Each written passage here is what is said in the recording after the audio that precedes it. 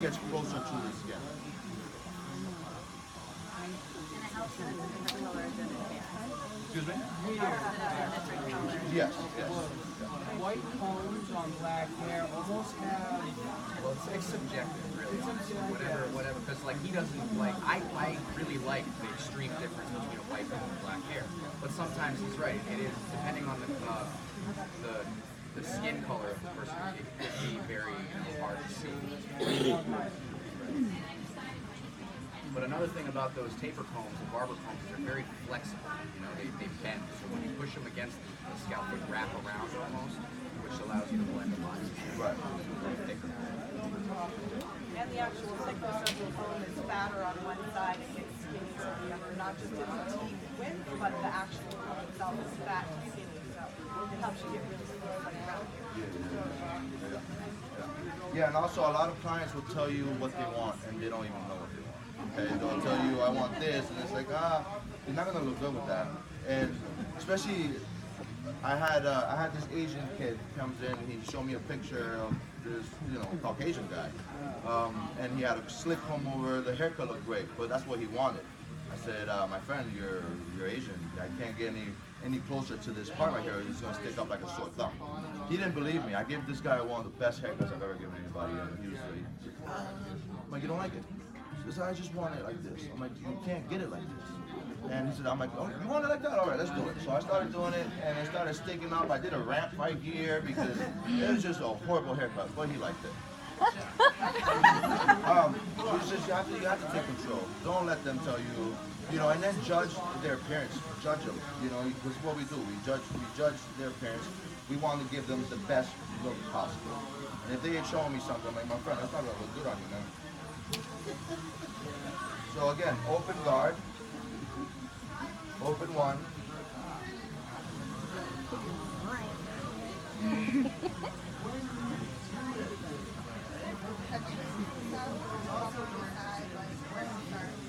What was that? Different, a whole bunch of them. I mean, look at this head. Look at this head. I get charged 2 haircuts. If this was a lower fade, you wouldn't want to start the fade on the occipital. Like that first guideline, you wouldn't want to put that in the middle of the occipital. It's not going to blend out. Right. So pick the lower above. Now that was open. That was all the way open.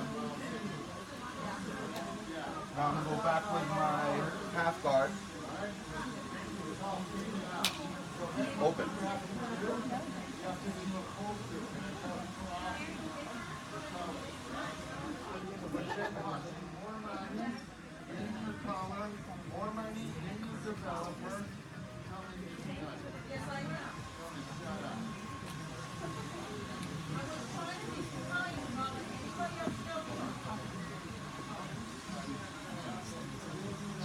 Okay, now halfway. Is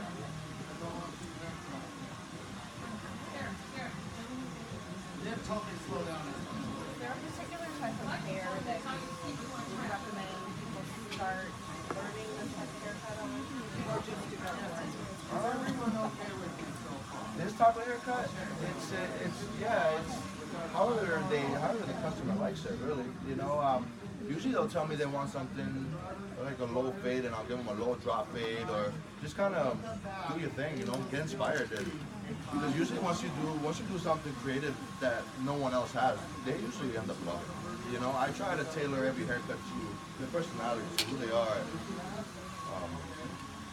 Yeah, like my man here, we did a taper fade on him yesterday, and with the beard trim and the comb over, that's very masculine, professional business cut. The tighter you go on a haircut, the more masculine it looks. That's handsome. Blushing. Get in the blush.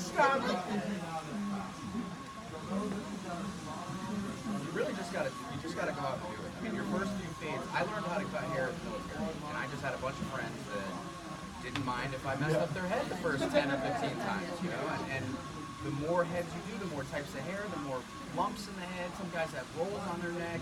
It's just, you do a couple hundred haircuts and it's like, I got it. Because there's no one way to cut hair. There's 100 different ways to cut hair. he's showing you like 10 or 15 different techniques to attack certain parts of the head and certain aspects of the haircut. But it's not one one thing at all. And they didn't teach you this like 22 years ago. They didn't teach you this. So when my husband was in the Marine Corps, I'm like, I can do that. And so then the next day they were like, Rachel, who cut your hair? My wife, and I thought it looked great. And I was like, oh, right. So then I started going to the bar with him and hanging out. Right. Then I figured out where my mistakes were. Yep, yeah, absolutely. Always remember your mistakes. Every time I do a haircut, I'm never happy with it. You know, I'll never be content because you'll stop growing. You know, I'm always, even though it looks great, you know, there's days where I'm like, every haircut is horrible, but it wasn't. You know, it's just to me they weren't up to par to my standards. But that's how you get better. You know, you remember last haircut. I'm like, all right, last time I did this. Let's try a different approach.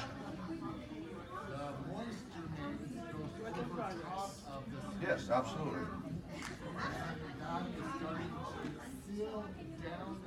Okay, now I'm gonna go with the 1.5 open. And then once you finish all your steps, you're still gonna see lines, okay? And then you remember those steps, you remember your lines, and you work on it. You kind of, what do you call it? Nitpick it at the end, okay? So towards the end, I'm gonna nitpick it, and I know my steps right now. And if you forget your steps, like, oh, what was that, a 1.5 or 2? Always start higher with your higher guard. Because if you think that's a 1 and it's actually a 2, then you're gonna have to do another haircut. So always start high. And when I mean high, I mean higher guard and always higher. Always lever up.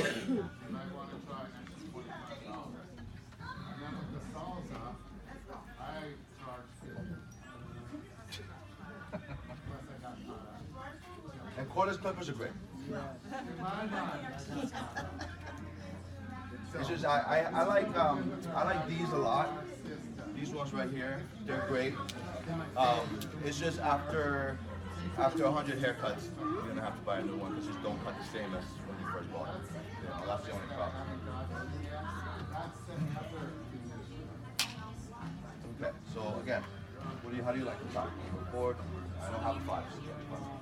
Okay, keep it long. Scissors, all right, great. So you like the length right now? Okay. So he likes the length right now, so all I'm gonna focus on is just blending the crown area to his length right now. Yeah, kind of like a faux hawk-ish, but not too detailed, is like into the faux hawk.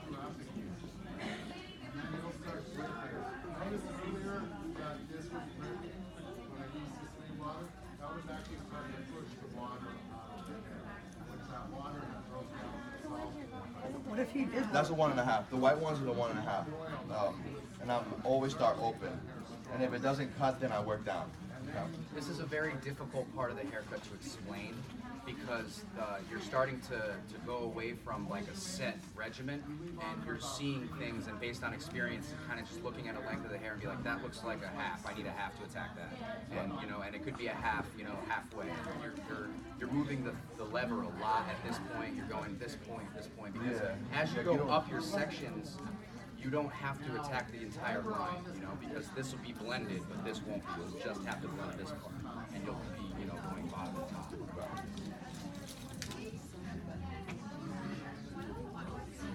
Okay, now I'm up my half guard, okay? I like this. I like the way that looks. I have a little line right there. You guys see that? It's faint. It's like, those are the little lines that I see that a lot of people don't see. You got a line in the back. Yeah, in the back too, there, of course, yeah. That I see. Now that. So now, we do the half guard, okay? Open. Steal the show. This is my daughter. This is Princess Juliana.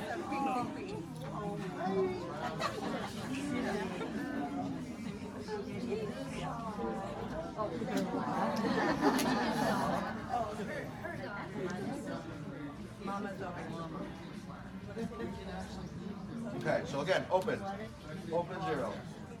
I was like, babe, you can't bring her. She's gonna steal the show. Yeah,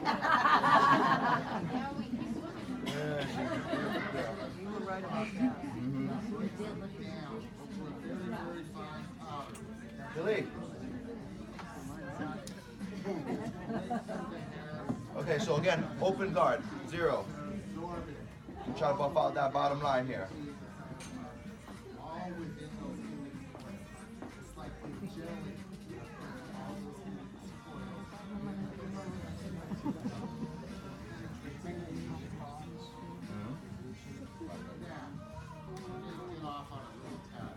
What if you were going to take some off the top? If I were to take any off the top, I would either, if you wanted a 5, some people want finger length. My finger length, my finger width is, you know, thicker than probably his last stylist.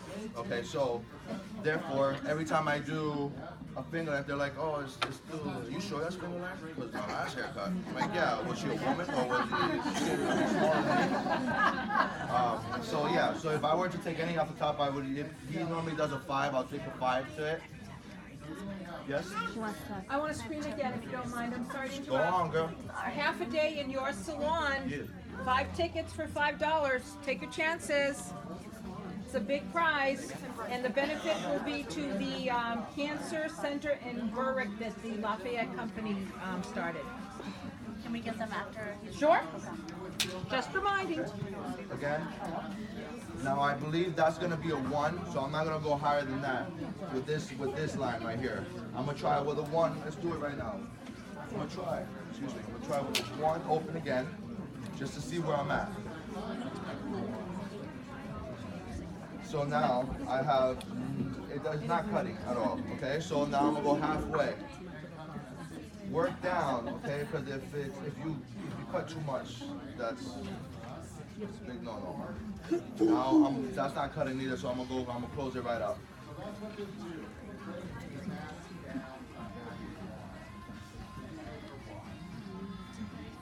Okay, so that's barely cutting, but it is. It's removing the line a little bit, at least the heaviness of it. So now with a 1 with a half open, that will be removed. I guarantee you.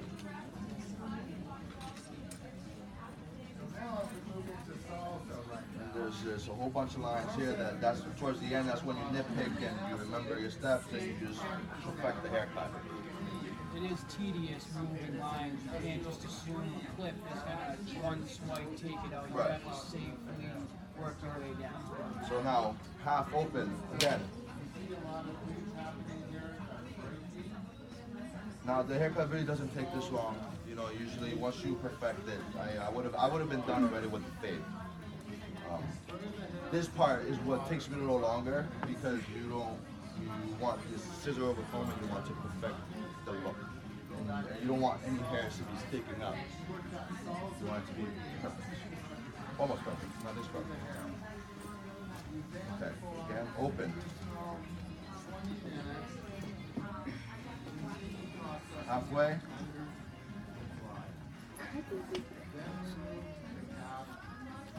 Because now when I'm doing this, right? When I'm doing this, this part is not touching any of this part. Or I'm only using the corners. Like so.